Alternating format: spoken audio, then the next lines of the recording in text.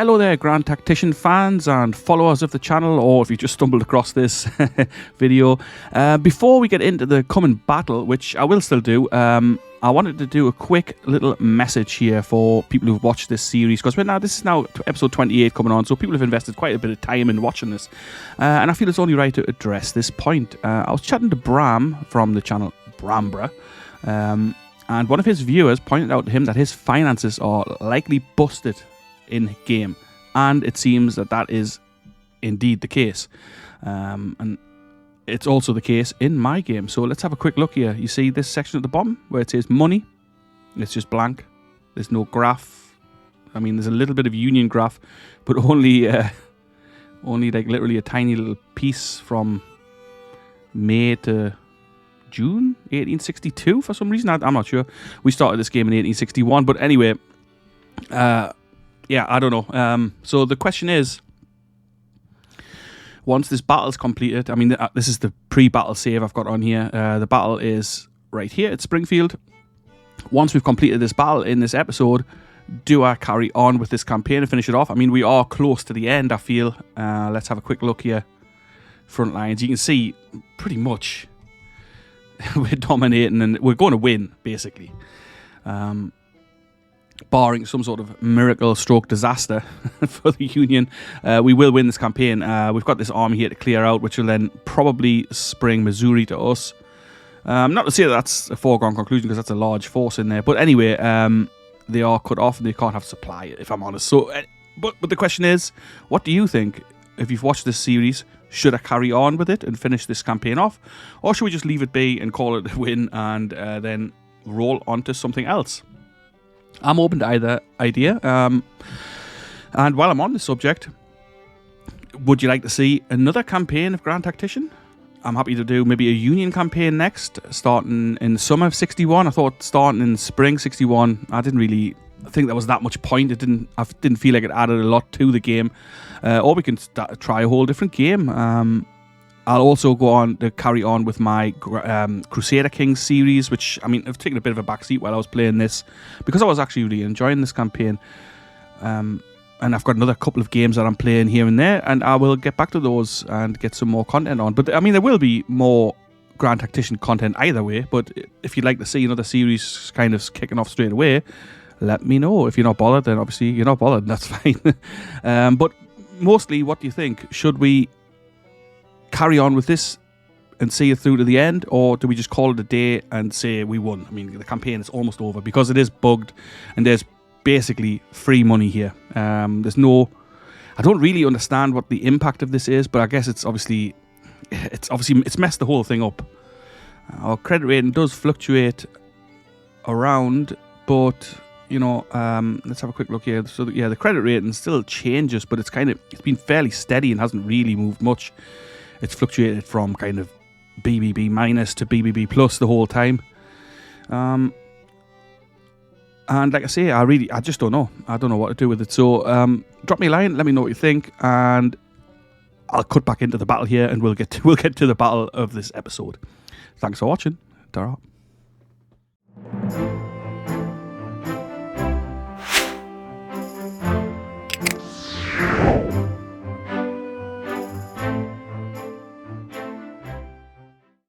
Welcome back to Grand Tactician: The Civil War. We're going straight into the Battle of Springfield, May the 6th, 1863.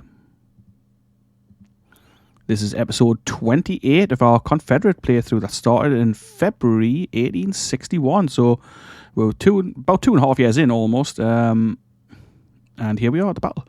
So if you've missed the previous episodes, do check out the playlists and go back and catch up with what you've missed so far. And if you're new here, hit subscribe if you like this sort of content. Check out the channel. There's all sorts on here. So, let's get straight into this battle. We are attacking, and the objective is right here, Barton's Orchard. We've got Donelson's Corps, 17,800 men, and we are facing about 14,000 Union troops. So, let's just see how this goes.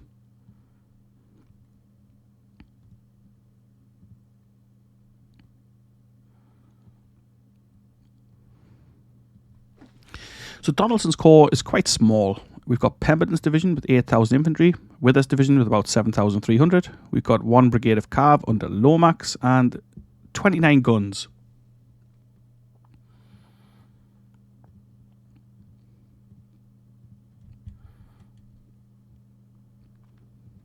Now, we've got some 6-pounder wired rifles, which I have not used yet. I'm excited to use these guys. Very good accuracy, 1,800 yards range. And I think historically the range was actually further than that, but don't quote me on that. The other battery is just our standard 14-pounder James rifles, which, you know, they're okay. Very good accuracy, but only 1,500 yard range. All right. So let's have a quick look at the weapons we've got here. So we've got B's Brigade, Augustin rifle muskets, not amazing. Coleman's Brigade, again, Augustins. Mississippi rifles, nice range on those, but only 2.5 rounds per minute, but they are pretty decent. And then in the other division, into Withers division, we've got Whitworth rifles for Taylor's Brigade. Now, these are awesome. I know I mentioned it previously, but let's have a quick look. 600 yard range on those. Excellent accuracy. Perfect. And 2 rounds per minute only. But still, if those 2 rounds hit, then that's obviously much better than 3 where only 1 hits. Reboard muskets for Manigault, not amazing, but not as bad as they seem. Greer with Mississippi rifles, and Lomax with some Springfield musketoons. I mean, pretty poor, but, you know, they're all right. They'll do the job just. All right, let's have a quick look at the terrain. You've got a nice hill, a nice railway line to get behind. This should be pretty tough, but we're going to send 1 division from the right, 1 division and the guns to hold this centre area. I mean, depending on where he's lined up. If I was him, I would line up behind this railway line with my guns on the hill. But, you know, you never know what the AI is going to do. We'll find out. Let's get started. We're starting at 17:15, so probably the majority of the fighting will happen in the second day. But let's send out Lomax first, but we'll get some scouts out and send him forward, see if we can see anything. And we will actually detach him.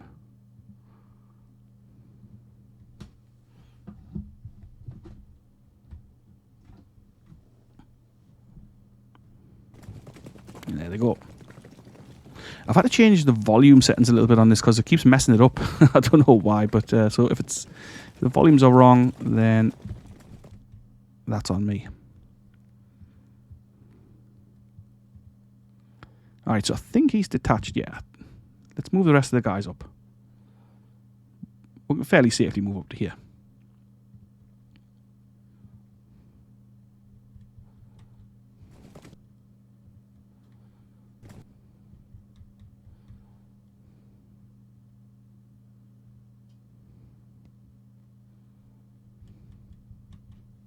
Yeah, so there he is, using the railway line. I can't remember how many guns he had. I think he had substantial though.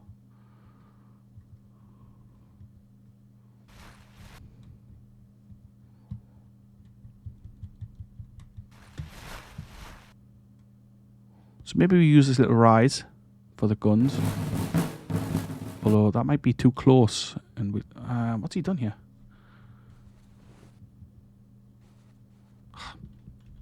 All the sensitivity is off as well. Has he got parapets as well as the rail line? I'm really not sure. We'll find out, I guess. Either way, it's a fairly decent defensive position. I'm going to bring Lomax over this way with his cav. Oh, that's just the scouts.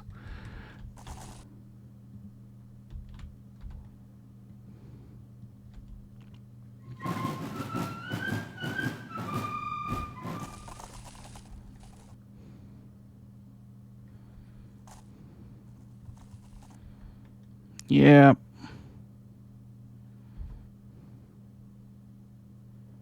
End of the day. All right, that's fine. So it means we can set up now. Perfect.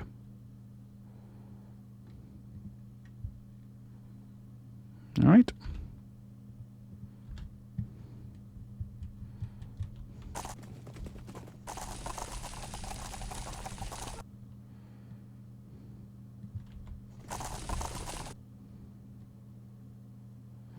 Oh, seriously? I don't... right.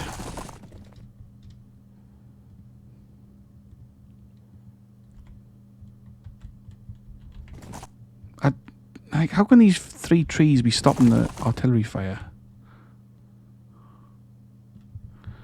How can any of this be stopping the line of sight and an artillery fire? It's just, it's a total joke. It's one of them things that really bugs me about this game. Anyway, maybe here.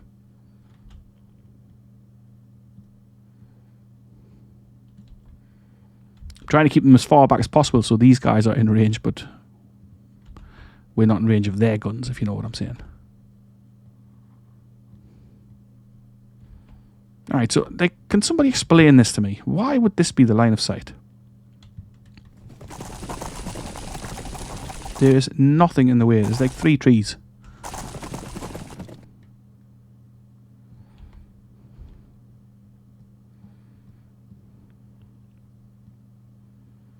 Right, so actually if we put these guys here, I might even set up a little defensive work for them just in case they take some counter battery fire.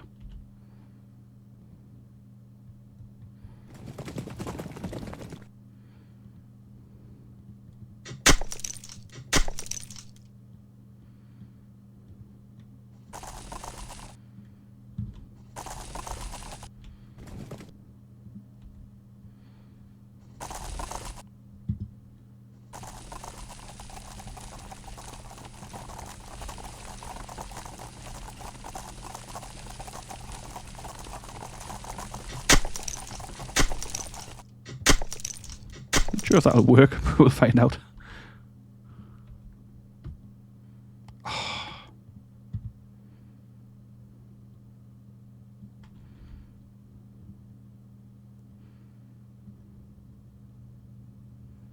Why are they getting units cut off?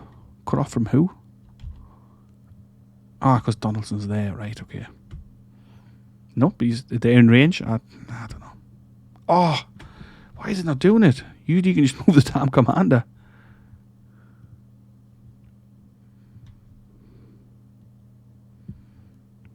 Alright, never mind. Let's redeploy these guys.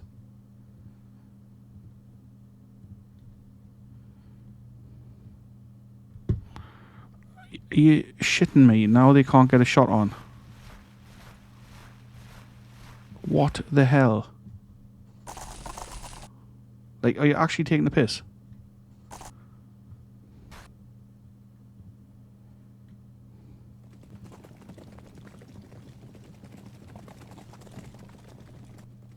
Alright, screw it.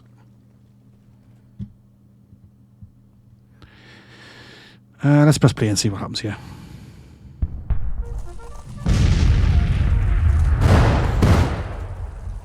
Well, it seems we can hit something, but we've got losses already.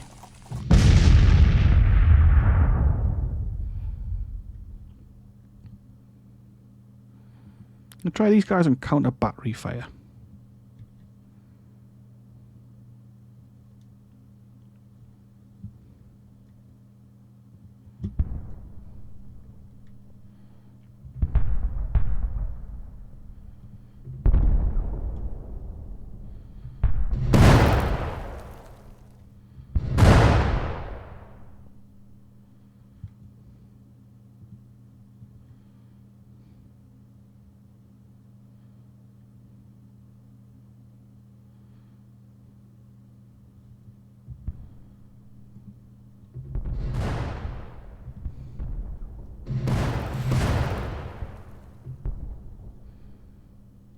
It seems to me we're not doing a great deal of fire in here.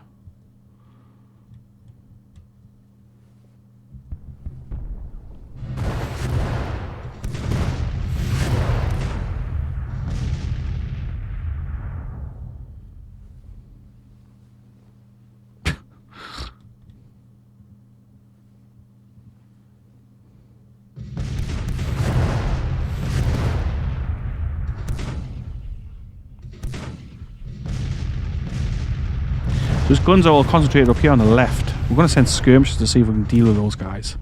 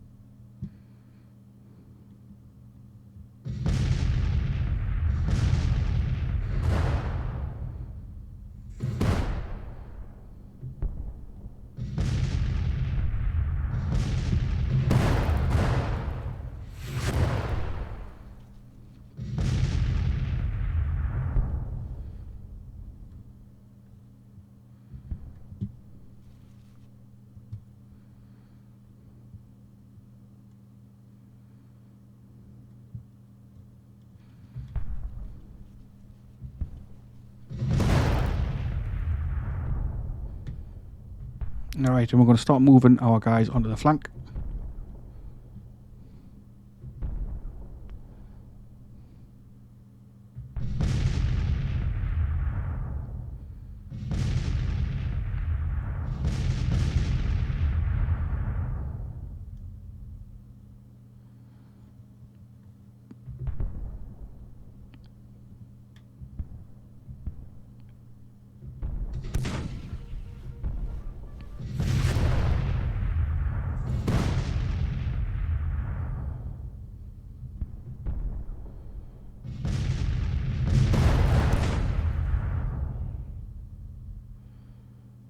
So it seems our fire's having no effect at all.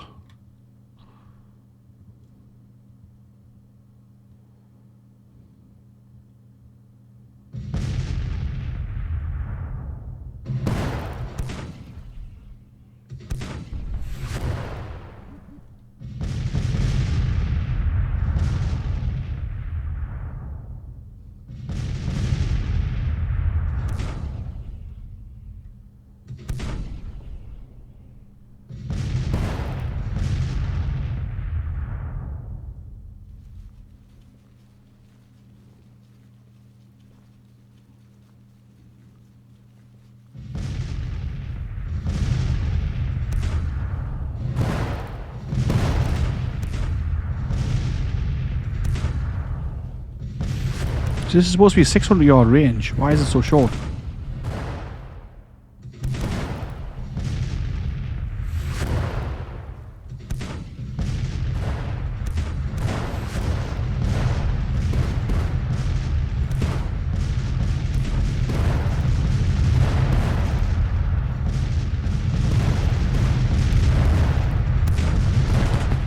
As the Whitworth's firing at least.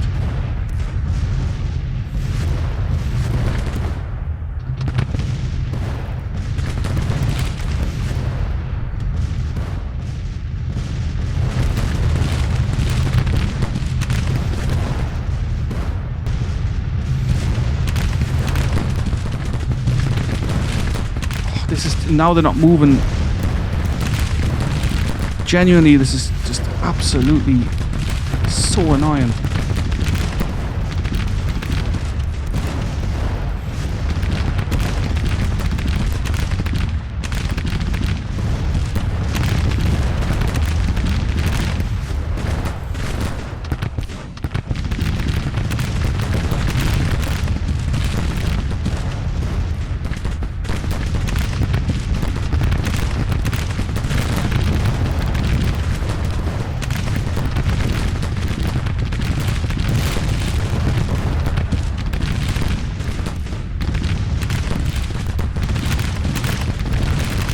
That close.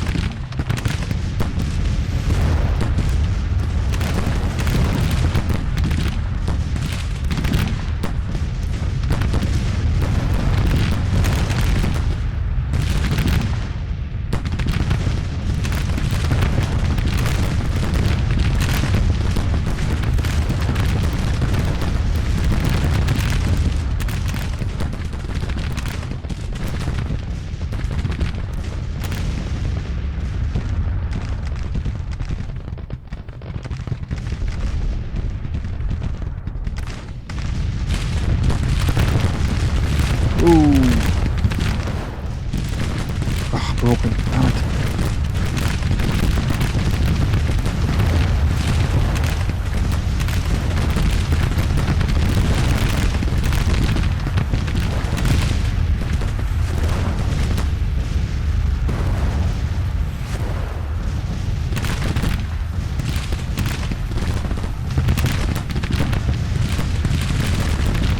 The skirmishes never seem to follow orders lately. I don't really know why that is, but it's pretty damn annoying.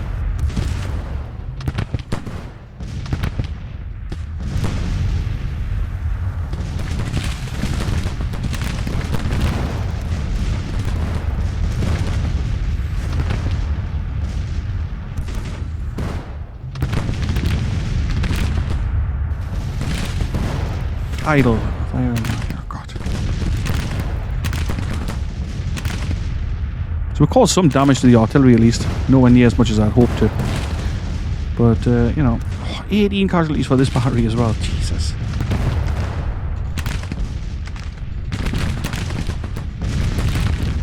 Well, our flank attack's moving in.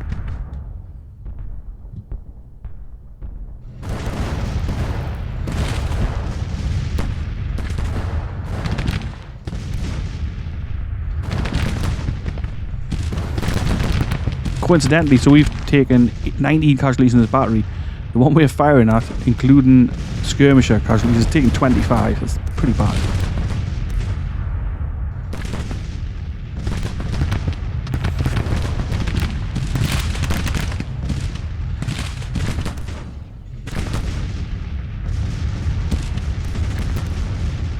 Our flank guys are moving in.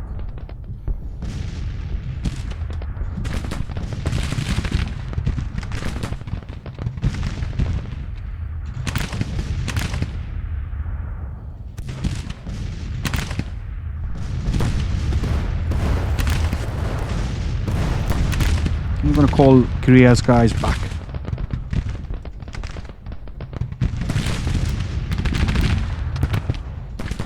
It means I should be able to move these guys into cover if they decide to move.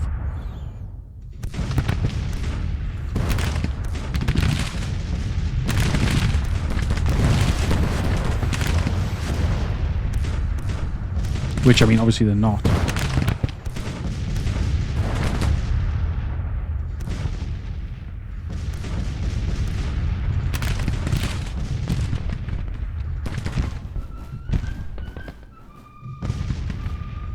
I don't know if he hasn't noticed these guys on his flank, but he's going to notice them soon.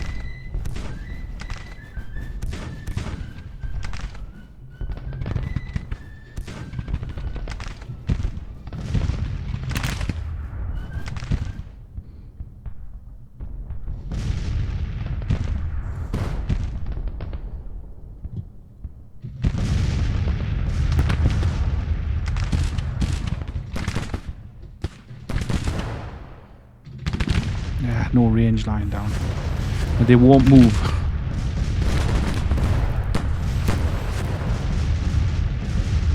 They simply will not move.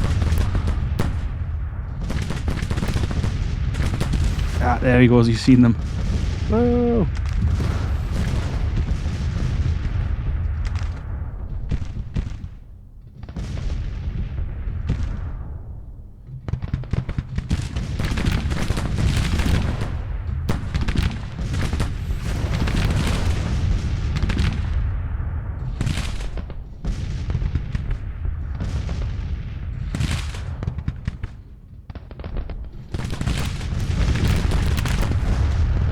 Okay, well, we're going to attack now.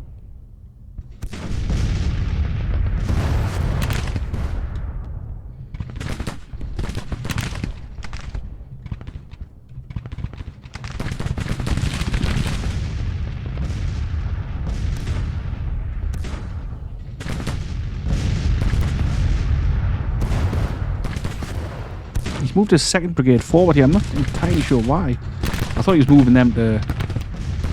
I guess maybe he's shielding his artillery. Calves on the move. Let's slow this down a little.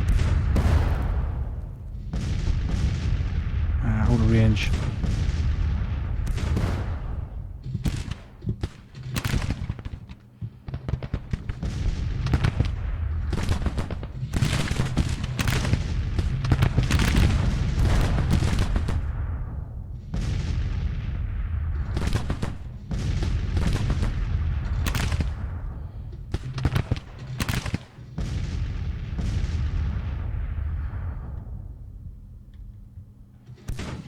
Come on, let's get this done.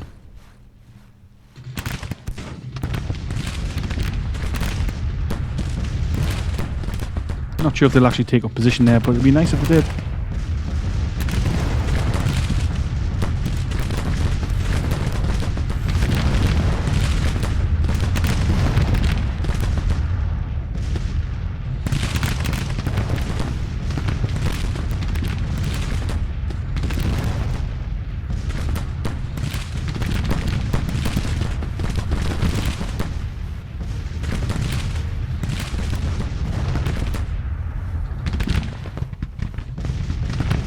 Okay, so we're going to dismount the cav.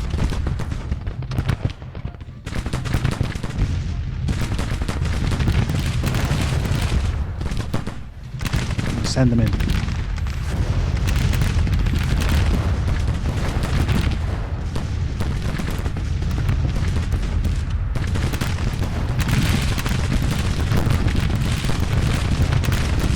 Grigsby's guys got Mississippi rifles, so hopefully that'll tell in this firefight.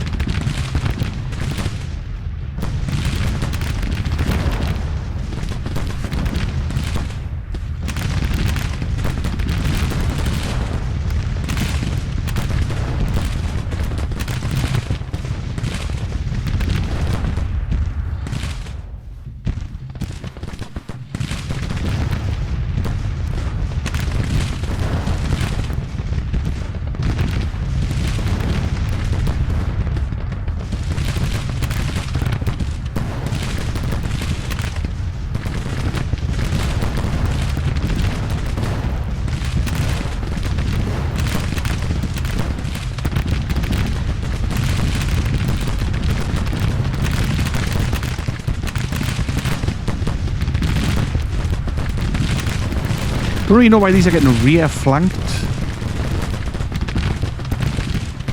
thing, because they're not rear flanked. Because those Whitworths are telling from a different distance here.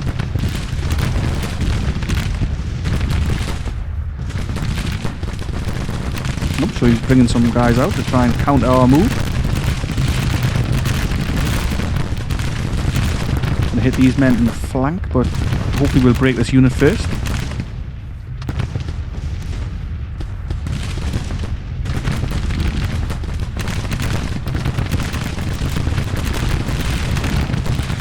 I don't understand what's going on with these. I don't know why they're nervous and flashing. I mean, they're in cover and they're not flanked at all.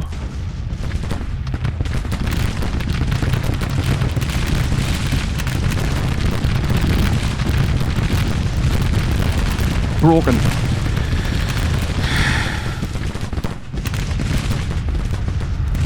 Yet his guys who are flanked from 3... honestly, it gets on my nerves.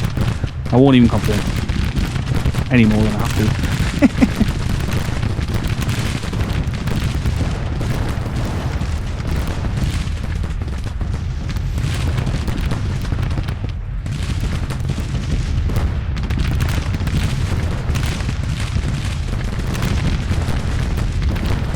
Right, so they're broken at least. I cannot believe Coleman's brigade broke there. That's just ludicrous.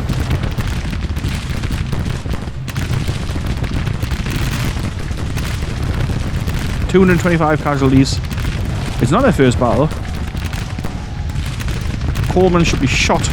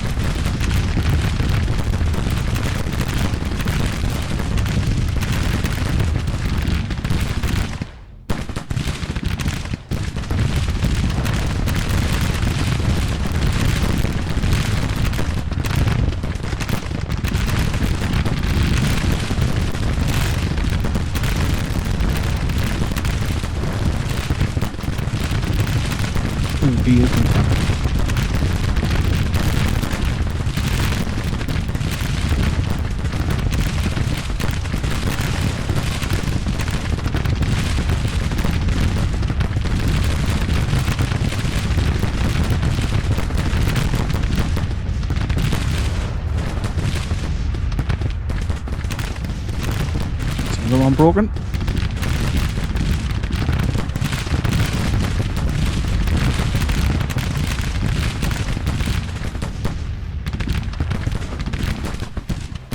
Lomax wounded. Cavalry commander.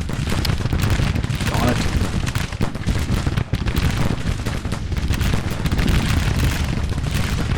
Just doing a bit of spinning, are we?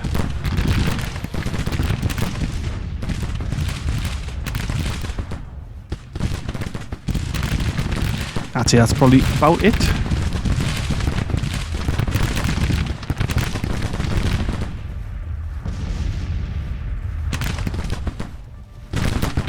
Shame about Lomax.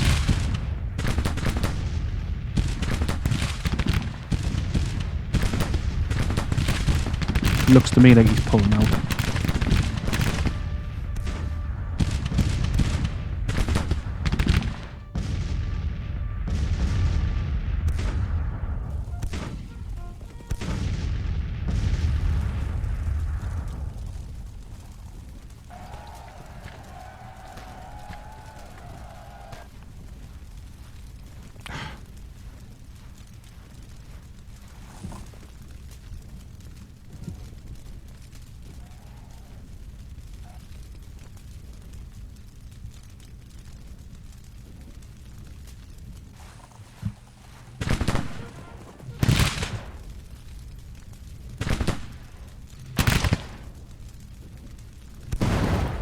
Oop, still firing.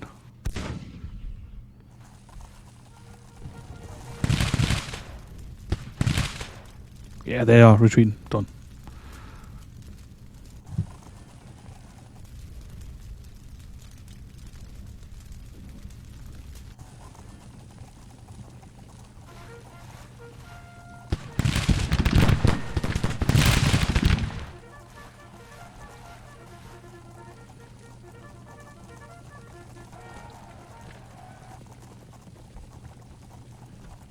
Well, hopefully this means at least we've captured a lot of guns.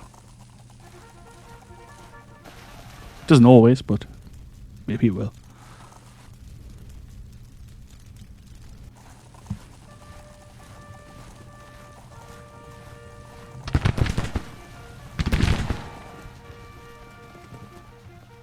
Minor victory.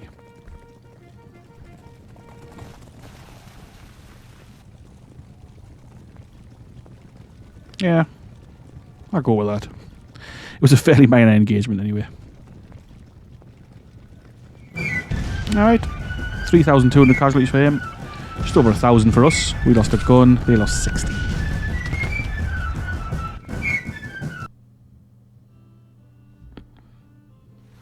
Alright, and so victory at Springfield. Army of Iowa fleeing in panic. Captured 84 men, 424 of them were killed. We lost 1,049, 161 killed, 218 missing. 1,500 rifles and 39 guns. That's not bad since we only had 28 or so to start with. Colonel Taylor becomes a national hero.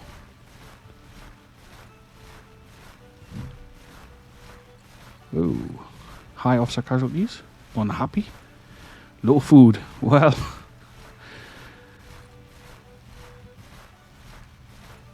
Yeah, that's Taylor there.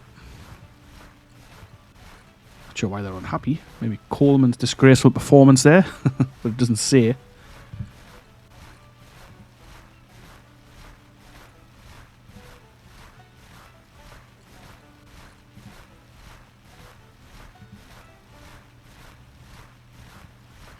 Alright then. We'll have a quick look at the weapons, see if we captured anything interesting looking. Anything obvious. I mean, it's not always obvious what you captured. We've got 42 of these 24-pound howitzers. Not sure, maybe we captured some 3-inch ordnance there. I really don't know. Parrots, that's what we captured. We had none of those. 29 parrots, I like that. Parrots are excellent. Okay, let's give them out. I'm going to give them straight. I'm going to replace these 14-pounder Jameses with parrots. Since they captured them, we might as well give them to this army. Nice. Zollikoffer. Or both these have got the wired rifles, actually. That's fine, we'll leave them. 3-inch orders for this Cav.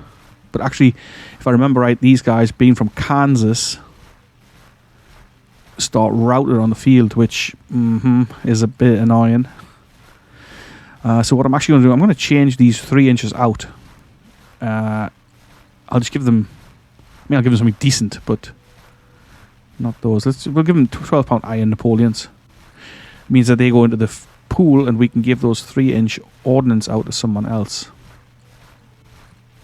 Who won't start around it, hopefully. Maybe like this guy. Yeah, let's do that. Nice. Do we have anything to give him instead of those musketoons? Richmond Carbine. Of course, there you go. We've got to replace Lomax. Traub, he's just come back. He's a hero. I mean, his stats are terrible, but... let's get him in there. There you go, mate. Colonel Traub. Trapew? Don't know. Whatever it is. He's in charge now.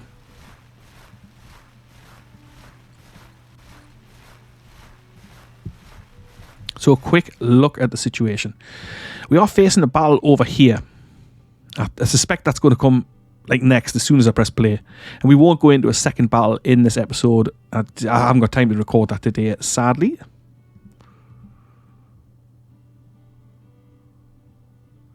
Just quickly checking their weapons, make sure we've got some decent stuff there.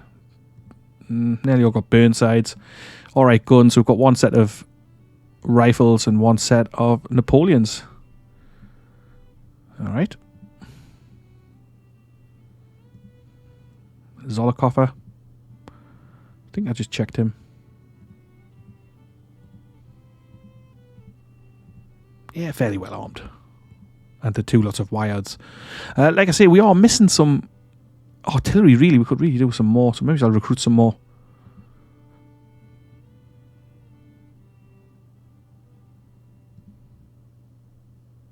So he's dropped to 34 national morale.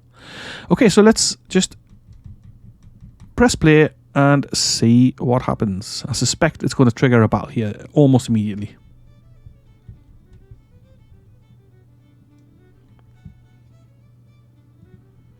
And let's see what occurs here. And we should capture this supply depot. Hopefully that'll mean he can resupply.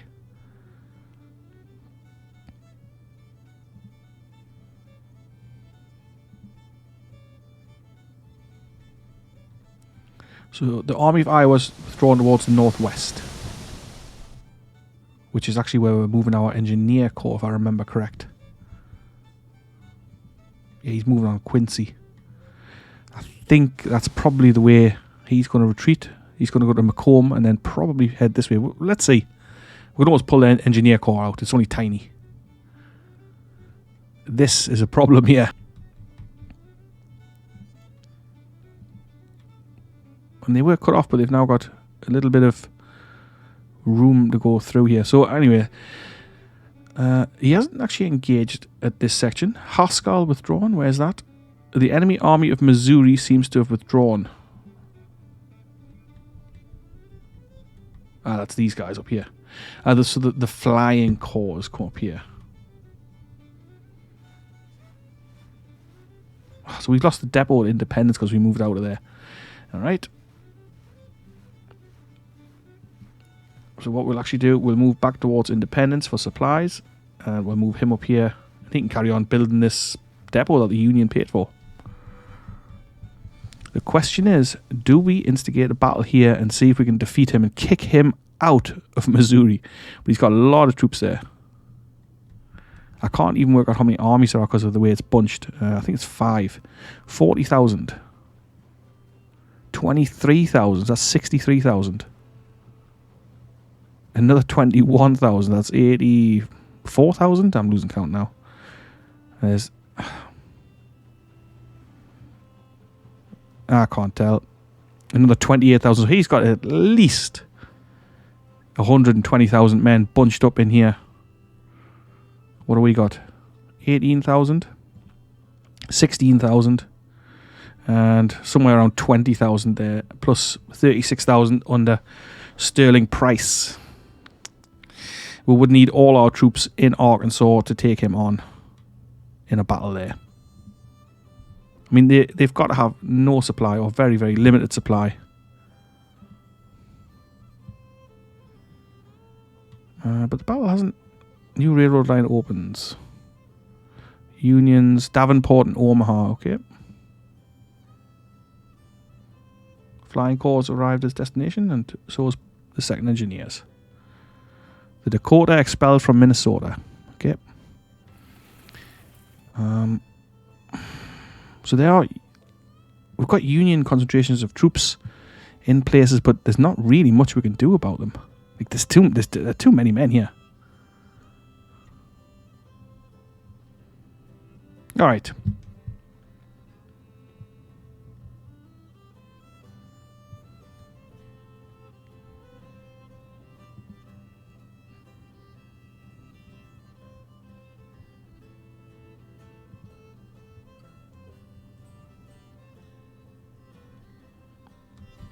Let's leave today's episode right there. One more quick look at the front lines. What are your thoughts on it? How do I finish this? Do I try and defeat him in Missouri? Bear in mind he's going to have somewhere between 110, 120 to 150,000 men there. We can muster up about 100,000 if we bring Pillow's 20,000 back down. Let me know your thoughts. Pop them in the comments. If you're new here, subscribe. If you like this sort of content, if you like the channel. And let me know what you thought of the battle, maybe. I'll catch you later.